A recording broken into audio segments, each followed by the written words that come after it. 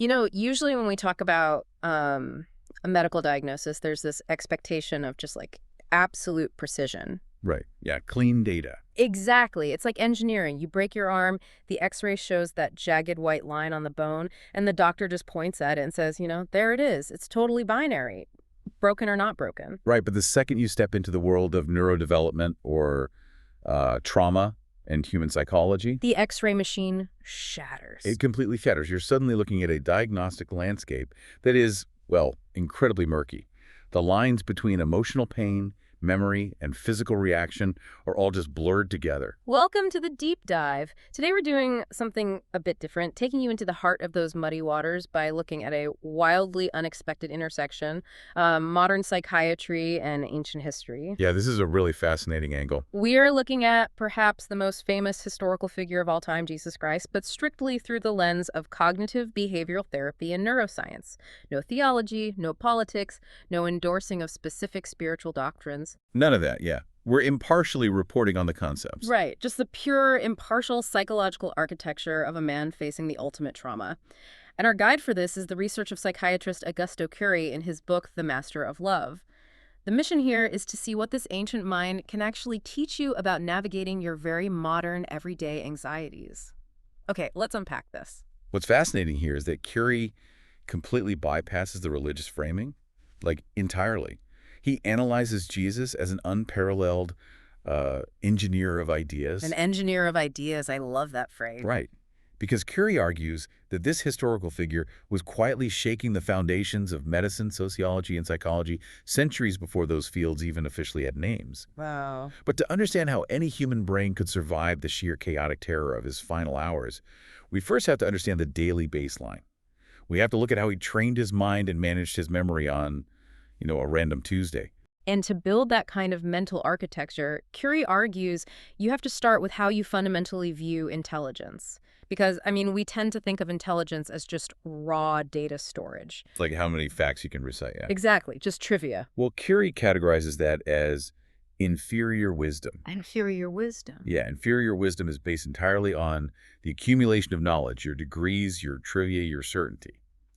But superior wisdom is entirely different. It is based on a profound, acute awareness of what you don't know. So knowing your own blind spots. Exactly. The true sages are the ones most convinced of their own ignorance. And Jesus operated almost exclusively in the realm of superior wisdom, using a technique Curie calls the art of doubt. The art of doubt. I really like the sound of that, but what does it actually look like in practice? Like, how do you use doubt as a tool? Think about how he interacted with crowds. Instead of just lecturing or imposing a rigid set of facts, he constantly used complex parables and razor-sharp questions to short-circuit people's prejudices. Oh, like pattern interrupts. Totally. Take the famous historical account of the mob ready to execute a woman caught in adultery. Instead of arguing the law with them, he introduces this massive psychological pattern interrupt. He says, "Let him who is without sin cast the first stone."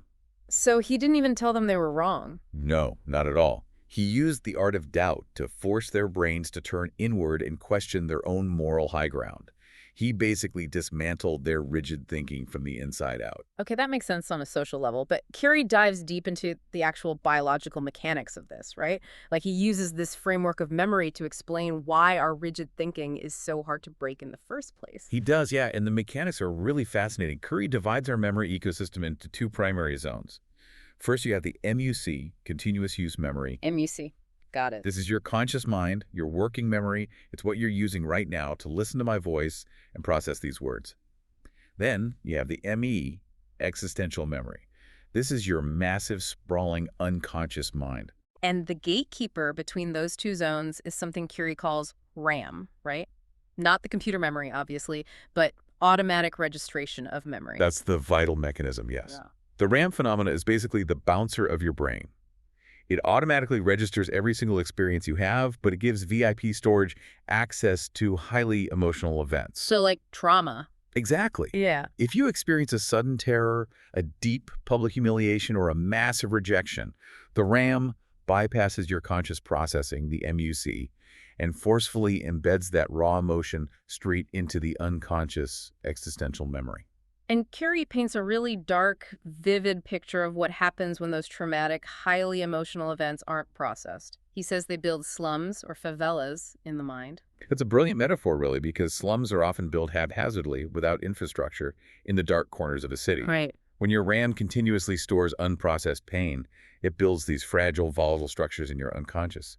So later on, when a minor trigger happens, someone gives you a weird look at a party. Your brain instantly accesses that slum? Yes. Yeah. And you react with completely disproportionate anger or anxiety. It's like having a hard drive where the delete key is completely ripped off the keyboard. If you have a corrupted file, you can't just highlight it and hit backspace. You can't erase a bad memory, no. So your only option is to write a new, stronger piece of code over it. You have to edit it. Editing is the only way out. And editing a deeply ingrained memory slum requires a massive, deliberate shock to the nervous system. Cury actually shares a clinical anecdote to prove this point. Oh, the story with the father and daughter, right. Yes, he treated this highly educated, incredibly rigid father whose relationship with his daughter had devolved into total toxicity. Yeah. Every single interaction they had immediately triggered the RAM to access those mental slums. So they were just trapped in a loop of instant mutual hostility. Exactly. Wait, hold on. Is it really that simple? I mean, you're dealing with years of entrenched relational trauma there. You can't just flip a switch and overwrite the kind of deep-seated resentment overnight. Well, you can't do it overnight, no. But the mechanism to begin the overwrite is shockingly practical. The therapist told this father that the next time they were inevitably about to have their usual explosive fight, he had to completely break the established script. Break the script how? He was instructed to go buy a bouquet of flowers, but to only hand his daughter a single, perfectly chosen rose. And he had to do it in absolute silence. Oh, wow. A total pattern interrupt, just like the crowd with the stones. Exactly the same mechanism.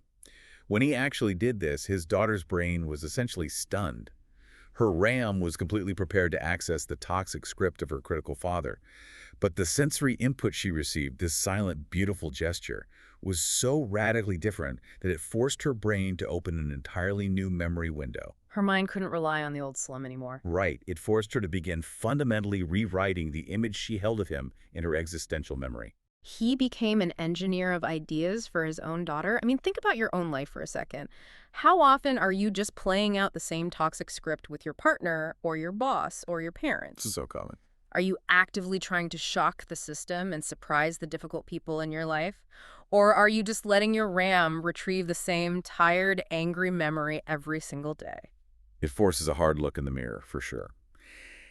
And this concept of the RAM and memory slums perfectly sets up the biggest psychological paradox of Jesus' everyday life. Oh, this is the part that is just wild. Right, because if our memories are so easily corrupted by trauma, and if emotional events are automatically recorded into our unconscious, how did a man in his position avoid being completely paralyzed by his own reality? This is the part of Curie's analysis that absolutely blew my mind because it highlights a historical irony we almost take for granted. Jesus worked as a carpenter. For years, every single day, his profession required him to hit thick iron nails into heavy wood with a hammer.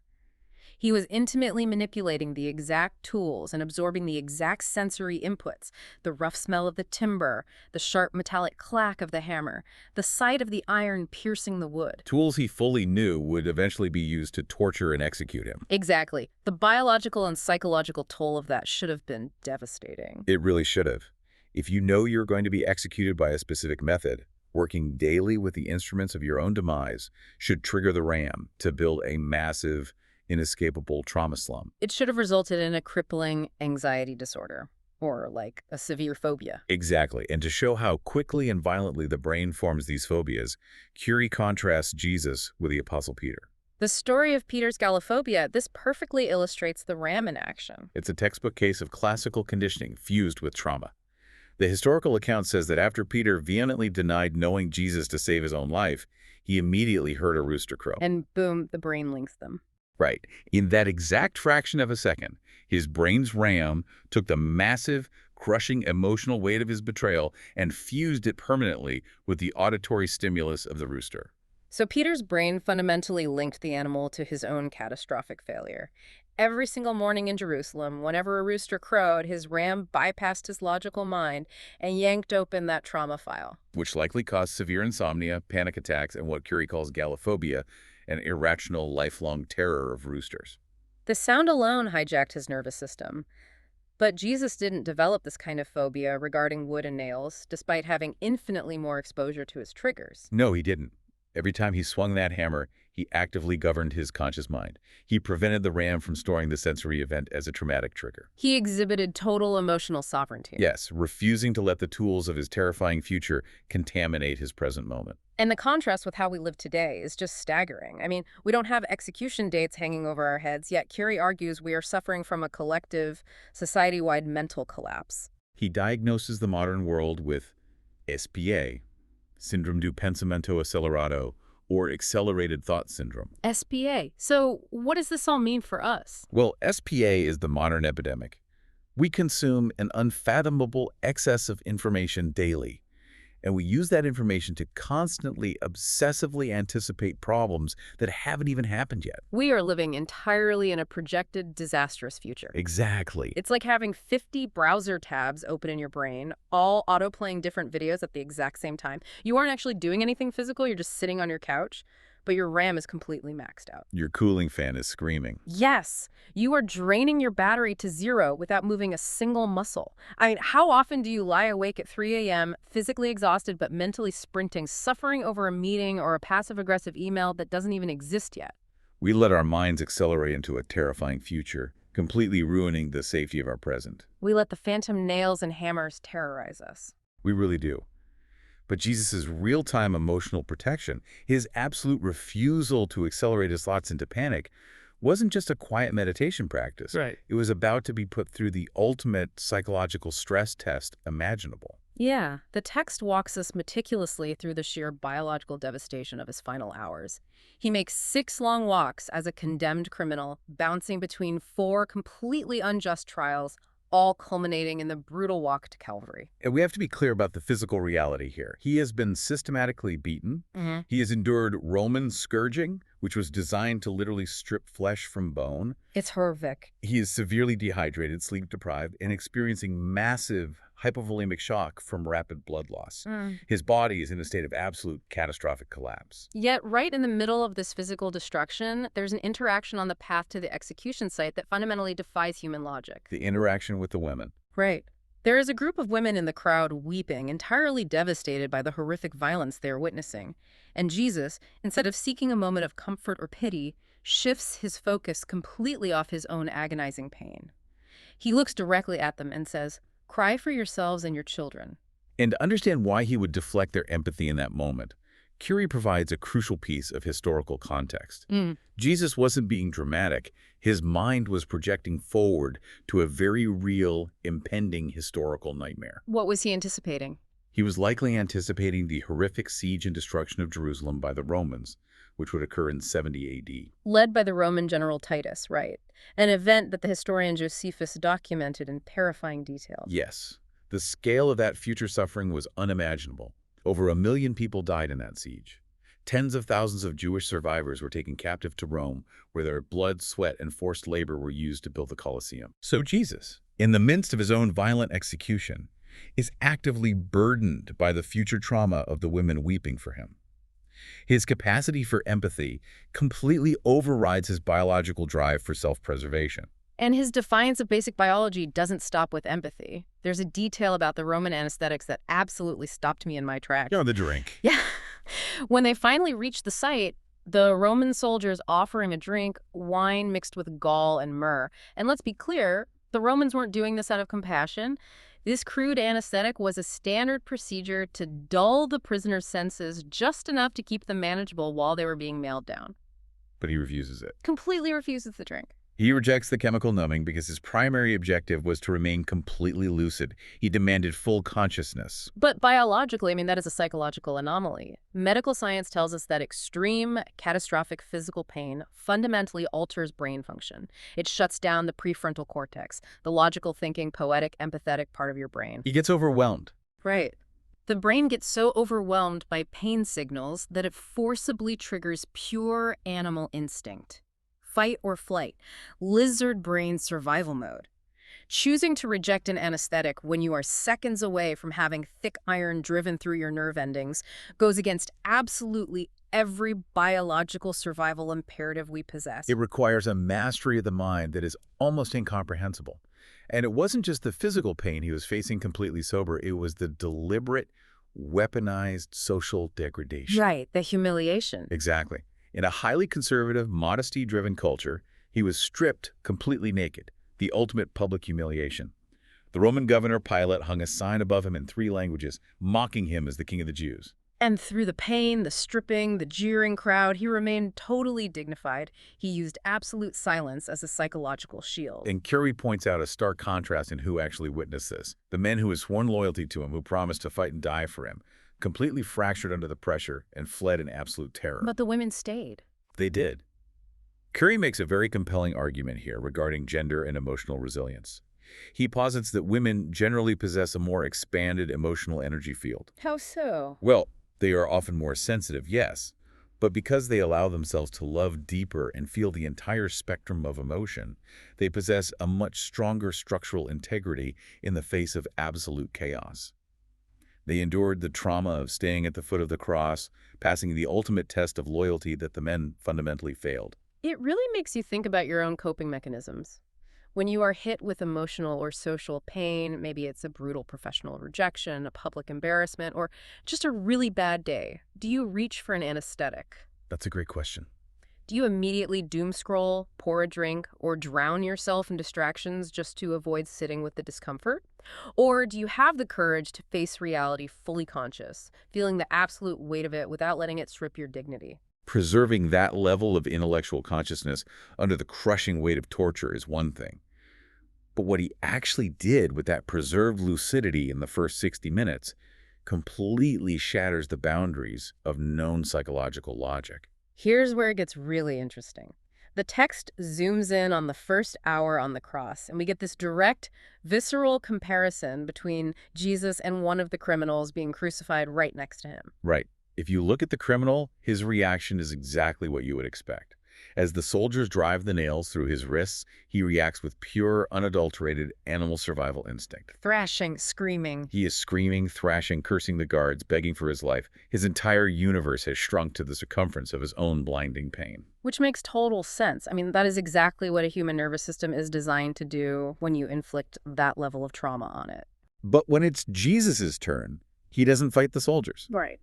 At the exact moment his physical agony reaches its absolute mind-shattering peak, as the hammer drives the iron end, he manages to fill his suffocating lungs and produces a sentence that defies cognitive behavioral theory. Father, forgive them because they don't know what they are doing. Yes. It is a massive display of cognitive dissonance. Look, it is incredibly easy to be a philosopher when you have a full stomach, a good night's sleep, and you're sitting in a safe, air-conditioned room. Of course. But to formulate an altruistic, perfectly constructed, poetic thought while your central nervous system is literally being crushed, that proves his teachings on the art of doubt and emotional management weren't just nice theoretical TED Talks. It was an absolute, undeniable mastery of his own hard drive. Let's truly analyze the layers of that phrase because the implications are staggering. First, it demonstrates real-time empathy for his abusers. He didn't just quietly grit his teeth and tolerate his enemies. He actually empathized with them. He looked at the men who were physically destroying his body and saw them as victims of their own profound ignorance. He preemptively protected his own existential memory from hatred by offering forgiveness before they even thought to ask for it. And Curie points out that the first word of that sentence, father, adds an entirely different layer to the psychology of the event. It does. The use of the word father reveals what Curie calls the backstage of the crucifixion. A backstage. Yeah. While the physical crowd was watching this bloody, chaotic spectacle on the stage, the primary spectator was an unseen God.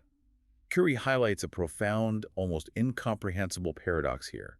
An omnipotent, all-powerful God actively limiting his own immense power out of love. Essentially a creator crying backstage while watching his son suffer. Exactly, refusing to intervene because of a larger, sweeping rescue mission for humanity. It's a level of divine restraint that perfectly mirrors the physical restraint Jesus was showing on the cross. Translating this to our own lives puts everything into a brutally sharp perspective. It really exposes our day-to-day reactions. If a man experiencing the most barbaric physical and psychological torture ever devised by the ancient world could govern his mind enough to actively, lucidly forgive his murderers in real time, how on earth do we justify our daily meltdowns? Seriously. How do you react when a flight gets delayed by 2 hours, or someone cuts you off in traffic, or a coworker sends a slightly rude email? Are you letting these incredibly minor inconveniences hijack your RAM and turn your emotional state into a toxic slum? It makes getting furious at the barista for messing up an oat milk latte feel a little embarrassing, doesn't it? It really, really does. So let's step back and look at the sheer scale of the psychological journey we've just unpacked. We've looked at a historical mind who utilized the art of doubt to rewire toxic memories and dismantle rigid prejudices. A carpenter who absorbed the sensory inputs of his own execution tools every single day. Yes, without surrendering his present moment to accelerated thought syndrome. And we witness a man who, at the absolute peak of biological pain and public humiliation, rejected the anesthetic, refused to be numb so that he could consciously, deliberately rewrite the script of human vengeance with forgiveness. It is the ultimate case study in emotional sovereignty. And I want to leave you with one final challenging thought to mull over, building directly on Curie's concept of editing your memory slumps. Okay, let's hear it. We know you cannot simply delete a painful conditioned response. You have to overwrite it with a new code. Think about the nails and hammers in your own life right now, those specific recurring triggers that immediately spike your heart rate and flood you with anger or anxiety. We all have them. What if the very next time that exact trigger happens, instead of reacting with your usual explosive frustration or panic, you completely shock your own brain? What if you introduce a radical pattern, interrupt by responding with absolute silent calm? If you consciously force a change in the reaction, do you finally begin to rewrite the history of your own mind? That is exactly the diagnostic muddy water we started with, only now we actually have a blueprint to navigate it. Thank you for joining us on this deep dive. We hope you step out into the rest of your day with a little more lucidity, a little more grace, and a lot less mental acceleration. Catch you next time.